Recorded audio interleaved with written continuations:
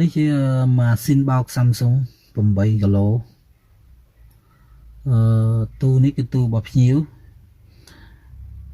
គាត់ប្រើទៅគាត់ខូចគាត់ឲ្យយើងមកជួសជុល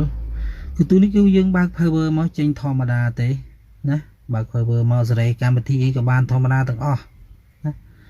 ហើយនៅពេលដែលយើងរីងគឺវាបញ្ហាត្រង់តែពេលយើងរីងយើងឲ្យដំណើរការរីង spin ហ្នឹងឬឲ្យយើងចុច start មកវាវាយសៅវាយធម្មតាប៉ុន្តែធុងកត្រាក់ហើយធ្លាក់ទឹកចូលធម្មតាទឹកចូលធុងធម្មតាតែធុងកត្រាក់ទេណាអញ្ចឹងទូនឹងវាមានបញ្ហាមិនមែនបញ្ហាម៉ូទ័រទេគឺបញ្ហាទៅលើបតអញ្ចឹងខ្ញុំបានធ្វើការជួសជុលឲ្យគាត់រួចហើយ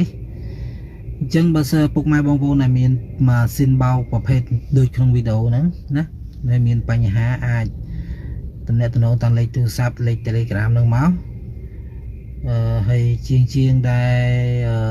មានបតម៉ាស៊ីនត្រជាក់ទូទឹកកកម៉ាស៊ីនបោកក៏ខាងខ្ញុំក៏មានទទួលជួសជុលដែរអញ្ចឹងលើនេះខ្ញុំធ្វើរួចហើយខ្ញុំកំពុងរក្សាវាគេនេះវាវិលធម្មតាអញ្ចឹងពីមុនវាអត់វិលអញ្ចឹងទេគឺវាវិលកត្រាក់អញ្ចឹងណា